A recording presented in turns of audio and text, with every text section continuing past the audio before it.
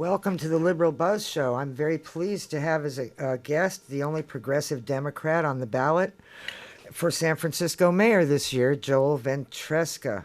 We're both around the same age group, and we both consider ourselves Bobby Kennedy Democrats. He actually worked for Bobby Kennedy when he was in high school. I'm kind of jealous of that. Maybe just a tad. And he's a progressive mayor. I'm not gonna, I'm not dissing the mayor we have, but I'm not gonna call her progressive either. And we need a neighborhood mayor, not a downtown mayor, in my opinion. This is the Liberal Buzz Show. It's called Liberal, and so this is a liberal guy. And I'm very impressed with his stances on a lot of issues, practically every issue I care about. He might even be more liberal than I am. I don't know. I'll find out. But excuse me.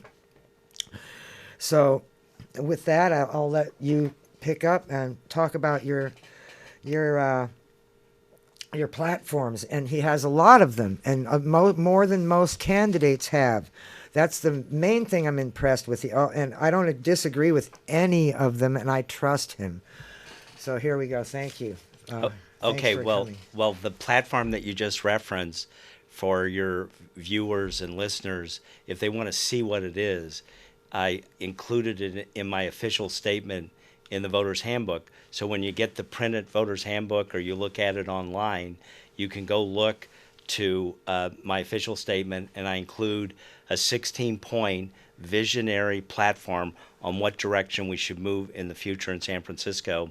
And there are things on it like make public transit free, like create a full service public power system, which means all generation and transmission and distribution of electricity that's coming from 100% renewable energy with no nuclear and no fossil fuel. And then we're going to work to make the city not only have carbon emission reductions, we want to go beyond that. We want carbon emission elimination. So how we use electricity inside the city limits, we want people to have electric cars, electric trucks, the way you cook your food, the way you dry your clothes, the way you heat your home. We want it all to be renewable energy that's clean, that has no carbon emissions. And we have a lot of resources in San Francisco to make this happen, probably in less than a decade. But we have a very good chance that San Francisco could become the first zero carbon emission city that's an international city in the world, and we can beat all the other major cities on the planet. And then we can show the way how to do that, how we can use energy for our public transit, in our homes, in our office buildings, on the streets, and we don't use nuclear and we don't use fossil fuel, and all of it is converted to zero carbon emission. And then I think we can do it ahead of everybody else. And then also we would show other cities how to do it, and I'm anxious to make sure that we do that. And if I was elected mayor, this would be one of my top priorities. And that's also linked to another key idea, and that is the Presidio National Park could be a second headquarters for the UN, and that's just strictly focused on reducing global warming on the planet. And by the way, San Francisco was the city where the United Nations was formed, and of course they're taking the lead on fighting global warming. And so because it's such a existential threat to our species and to our future as a planet, I think we could get, if we become the first zero carbon emission international city on the planet, which I think we can do, then I think we can convince the UN, federal, state, and local agency and the UN to come to San Francisco and have a second headquarters for the United Nations strictly focused on global warming, to come up with the master plan on how we're going to convert the whole planet to save it so we can step back from what we're facing, which is extinction and an uninhabitable planet probably within a century. Oh, and PG&E. I know. I don't have to say any more things to convince people that they're... Well, can I interject a little bit about PG&E? Now, I've been a public power advocate in San Francisco since 1979, and I was part of all the efforts to pull out of the PG&E private investor-owned monopoly, which has led to basically a criminal, corrupt organization that in the last few years, they destroyed 10,000 homes. They killed 85,000 people. They don't maintain their infrastructure. They just turned off the power last week to 2 million people. And this has to stop. So San Francisco can break out of the PG&E system, even though they're headquartered here. But we can break out. We can do eminent domain. It'll be a hostile takeover. It'll be eminent domain. We'll have a San Francisco jury that decides what their system is worth, and I don't believe it's worth 2.5 billion. By the way, the current mayor, that's what they were saying. They claim it's worth 2.5 billion. PG says no, it's much more than that. I'd be surprised if it's 1.5 billion. So apparently the current mayor wants to overspend an extra $1 billion and give it to PG&E. The current mayor wants to give them 2.5 billion. I think if with proper analysis, I think we're going to be very below 1.5 billion to buy all of PG&E's infrastructure, which is the poles, the wires, the substation, and a lot of their infrastructure inside the city. But keep in mind, San Francisco is going to have a self-contained system. This is what I would do as mayor. So all of our transmission, all of our generation, all of our distribution, all of the substations, all of it is going to be owned and controlled by the consumers of San Francisco. We're going to have lower rates. We're going to get the power environmentally sound, without using fossil fuel or nuclear. And we're not going to be dependent on PG&E because you can't depend on them. They can't even maintain their equipment. And they're a failing corporation. And I would urge your listeners to actually look at the coverage in the Wall Street Journal of PG&E in the last 6 months. It's horrendous when you read those stories. But PG&E is a terrible company that we should get away from as quickly as possible. And I also think we can take control of their infrastructure in the city, renovate it, get it up to speed technologically. We want to use energy efficiently. We want people to be able to plug in their car or their truck when we go to electric. So part of moving to a zero carbon emission future for the city, a key part of that is having a full service public power system. We also have a dam 140 miles away that we built a century ago about. And there's in a non-drought year, the hydroelectric power at the dam, this is Hetch Hetchy, if you were to actually move, they don't do it, but if we move the hydroelectricity from the dam into the city in a non-drought year, it would meet all the residential needs in the city right there. That's right. That's a good point. So PG&E, we can just phase them out. Yes, and get the rates lower, and then we got a democratic control over the utility that we depend on to get electricity from. And the problem with solar panels on the roof is they're hooked up to the power grid, and you don't really get to. And when the power goes out, your solar panel, you still don't have power from the panels. People with the panels still their power's out. Okay, well, a key part of a full-service public power system that's dependent on 100% renewable energy, you have to have batteries to store it. So if the solar panels are operational, some of the power will be stored locally, but some of it would be stored in other batteries that are nearby. So we're not losing the electricity coming from the sunlight. Oh, that's brilliant. Okay, and so now we talked about public transit earlier.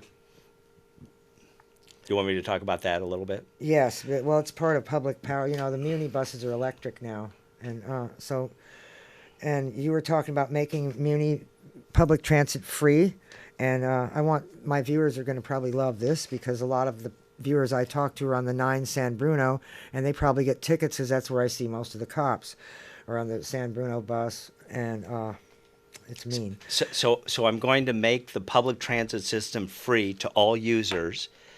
And the $200 million a year that we collect in fares, I'm going to increase taxes on the downtown business community, the property owners, and the large tenants on high-rises downtown because they're moving their workforce to and from those high-rises primarily on public transit.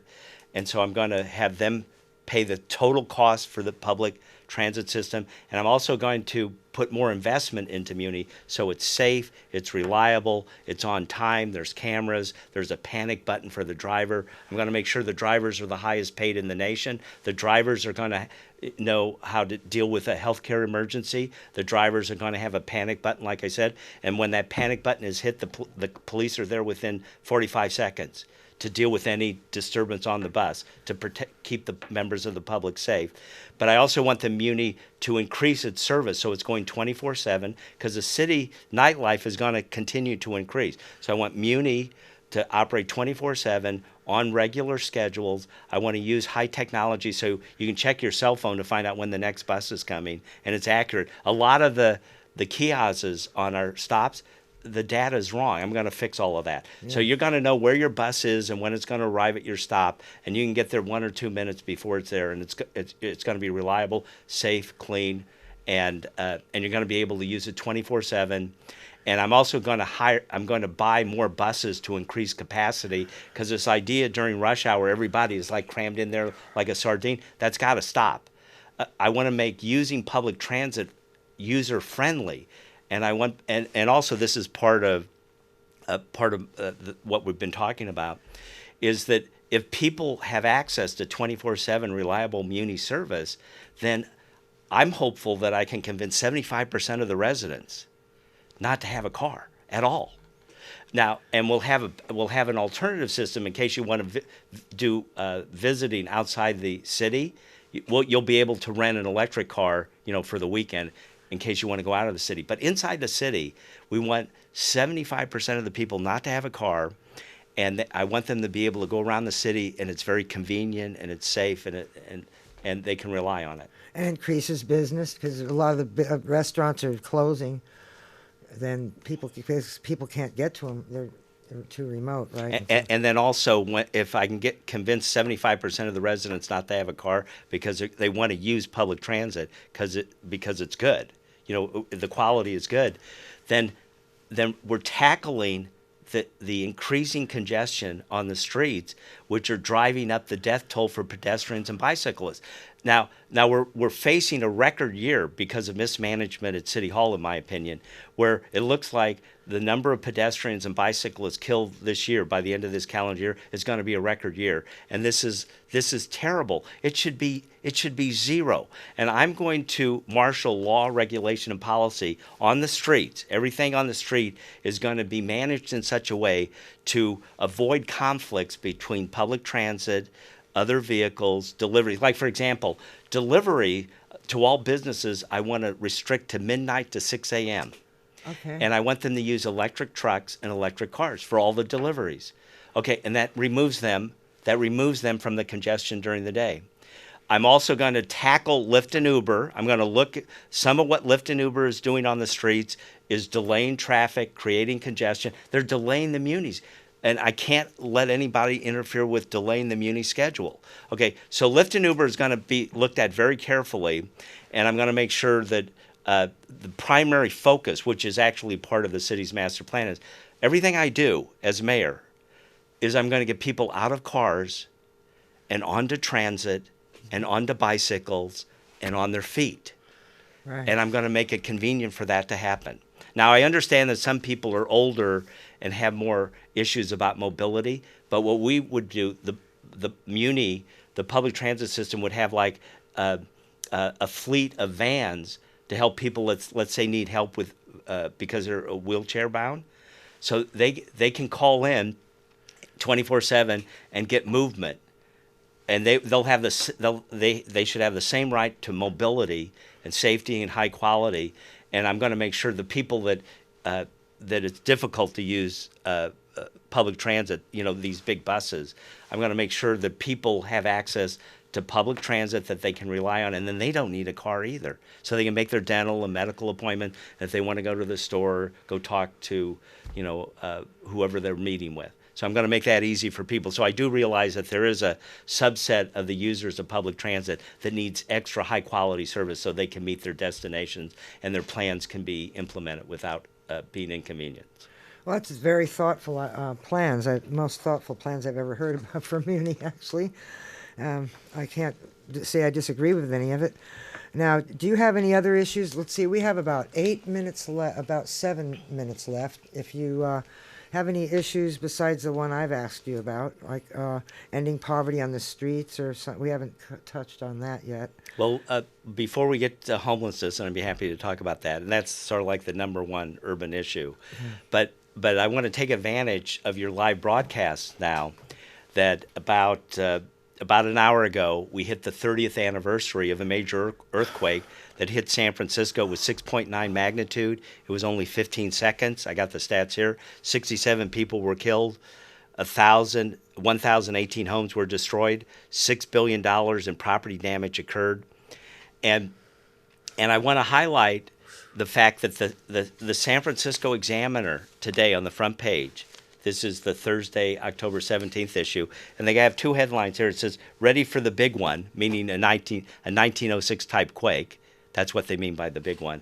And then over here it says, 30 years after the earthquake that hit 30 years ago, an hour ago. It says, "City officials say San Francisco is better prepared for earthquakes." Okay, I want to talk about that for a minute. That is clearly a false narrative for the following reason. We have a forest of office buildings downtown, the office high-rise buildings, and the way they're constructed is by a bolting system is one method, and then there's a welding system, like the blow torches. So bolting everything together or welding everything together. About 24 years ago, and this is also an example of how there is corruption at City Hall and inaction and malfeasance at City Hall. The welding method we've known because there was a major earthquake about 24 years ago in Southern California, and we knew the welding type of building, they were vulnerable to total collapse in a major earthquake. Okay, and our City Hall has known it for 24 years, and so mayor after mayor after mayor, we just stick our head in the sand and we don't do anything. But what this means is, and the way you resolve it is you have to inspect the buildings and randomly, and you have to go into the walls and then randomly check them, the ones that were welded together, to see how much damage they incurred in the 1989 quake, because it's cumulative. So if they were weakened, the next time there's a major earthquake, there's a higher risk of total collapse. And there is risk of total collapse. Okay, now the frightening statistic, based on the analysis that the city has done, and I've read the reports, 44% of the office high-rises in downtown San Francisco are subject to the risk of total collapse because they were welded together. City Hall has known this for 24 years. If I'm mayor, I'm going to have a crash program to force the property owners to do an inspection, a random inspection where they can't manipulate the data. And then if the building is at risk of collapse, we're going to require rapidly that the building has to be renovated. And what we're talking about here is that in the 1906 earthquake, when the city was much smaller population and the buildings were much smaller, some estimates were that 5,000 people died. The high-rises are bigger now. Our population now is 900,000. We have about 250,000 people who come into downtown San Francisco to work. So we probably have 500,000 people down there working in these buildings where 44% of them are unsafe because of inaction on the part of City Hall. So as mayor, I'm going to force inspections. I'm going to make sure the data is not manipulated. And then I'm going to require the buildings to become safe. But if we continue down this path of no action, which is where we are right now, we're running the risk of 10,000 fatalities or greater, by my estimation. Okay, so I'm going to do inspections, I'm going to get them repaired, and we're not going to have the city subject to a catastrophic event that could kill 10,000 of our workers, and it's possible in a few seconds. It's a huge concern. It's supposed to be bolted to rock. Well, undisturbed rock. Well, the welding I'm talking about is actually at every level of the high-rise. And so now what you're talking about is it should be anchored in bedrock, right? And that's an extra safety feature, and I will try to make that happen. But even if it's not bolted to bedrock, the structure itself is unsound because in an earthquake it's going to be moving, and if the welding gives, in a 30-story building, there can be total collapse, and also when it collapses, it can crash into the neighbor high-rise, creating major damage and injury and, killing and maiming a lot of people. So City Hall keeps ignoring this because it's a very scary situation. But I believe that evidence and facts and science and engineering, and I worked for the airport for 31 years, so I work with engineers and I deal with science and fact, and we'll get the high rises inspected, and we'll get rapidly these buildings to be moved from welding to bolted. They may have to do it for retrofit if we can do it.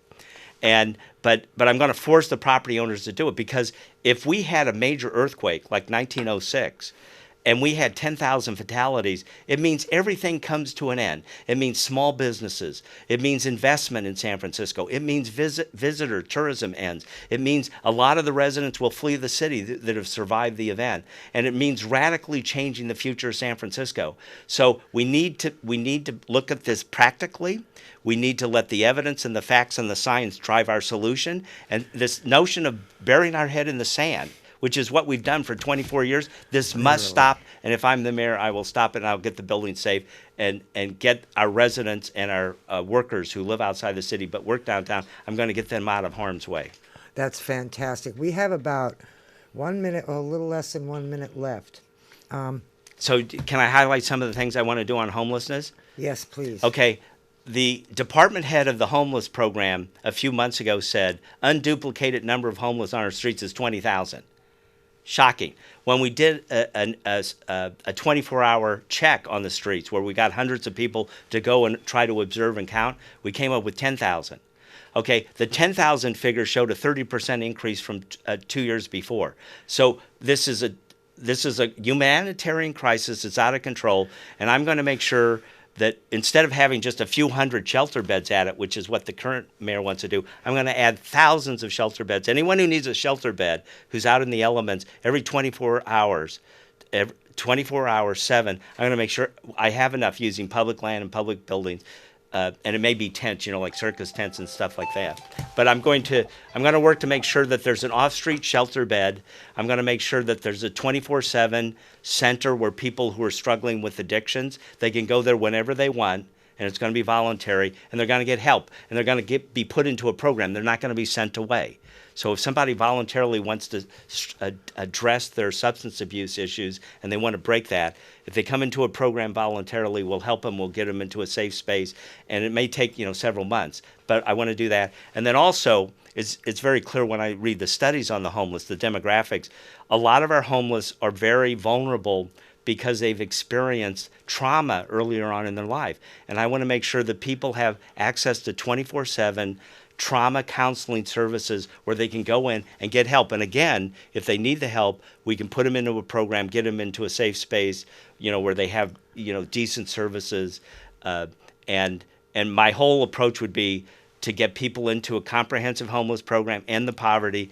I think a person coming into a homeless program, it might take 2 or 3 years. But if they get into a good state and they go through the program, I'm going to make sure they have waiting for them, if they need it, a $20 an hour government job. Because I have all the stuff that needs to be done by city government, and I need people that are helped by the city. And then when they get back on their feet and they're self-sufficient and they need a job, and if they need it, I'm going to make sure they have a job, because it could be installing solar panels on the east side of the city first and then doing solar panels on the west side of the city. But there's all kinds of things that need to be done, and I want to create economic activity and improve the quality of life for all San Franciscans and move the city into a future that we deserve, instead of being continually confronted with all these problems that tend to get worse and worse and very little progress is being made. Thank you very much for your time. Isn't he great? Thank you. Thank you. Cheers.